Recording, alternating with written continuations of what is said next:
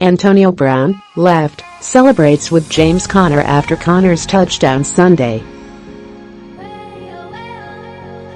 Ron Schwain, Associated Press, by Cindy Boren. Cindy Boren, reporter covering sports, with an emphasis on politics and national stories. Email bio. Follow September 13 at 10:35 a.m. As if the Pittsburgh Steelers didn't have enough turmoil with Le'Veon Bell's holdout, Ben Roethlisberger's bruised elbow and a season-opening tie with the Cleveland Browns, Antonio Brown apologized for adding to the mix by threatening an ESPN reporter on social media.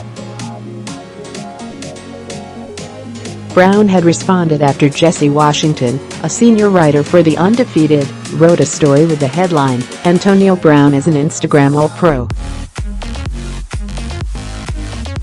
But is that the full picture?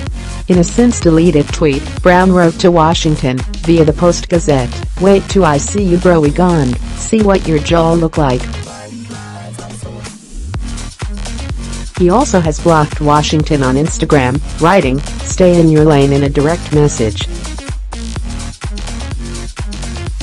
In separate statements Wednesday, he apologized and Steelers president Art Rooney too called him out. "I made a mistake in judgment with my tweet last week, and I apologize for that," Brown said in a statement to the Post-Gazette. "It is not okay to threaten anyone, and I need to be better spiritually and professionally. Though I do not agree with the negative parts of the story about my personal life, I need to have better control over my actions, to use social media as a way to engage with my fans, rather than use it improperly." Rooney said, "It is never okay for any employee of the Steelers organization, player, coach or front office staff, to threaten a member of the media, or anyone else for that matter. I appreciate that Antonio is apologizing for his inappropriate comments." Coach Mike Tomlin chose Tuesday to skirt the issue. "You know, we could talk all day about things that are online, or on the internet, or on social media," Tomlin told reporters. "I just choose to stay away from it, because it's a waste of my time. There's very little accountability, there's very little journalistic integrity, etc. Guys say things they don't mean. I talk to my teenagers about it all the time. Let's keep it professional and in the real. I think that's appropriate in this setting." According to the Post-Gazette, Washington said that a Steelers spokesman had relayed Antonio's apology to me, and I accept it.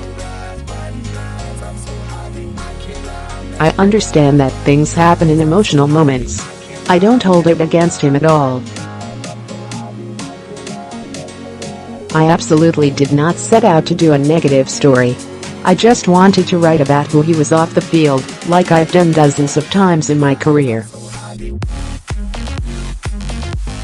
Over the course of the reporting, all of this stuff about his personal life emerged, and it was the first time I had heard about any of it.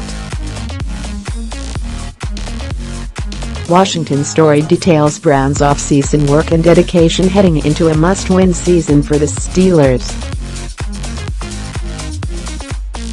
In it, Brown notes his fondness for social media.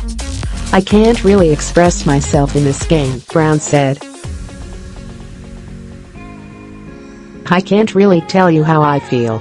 The story goes on to detail Instagram spats with, among others, Chelsea Kiris, the mother of 3 of his kids, over his relationship with an Instagram model. He and the mother of his 11-year-old son battled over child support, with their fight playing out on Instagram. Washington wrote that he sought to clear up the turmoil, but Brown refused an interview. Last winter, Brown apologized for making headlines for a live Facebook video that showed the team's locker room after a playoff win over Miami. Tomlin had called Brown foolish, selfish and inconsiderate for posting the video, which was seen by hundreds of thousands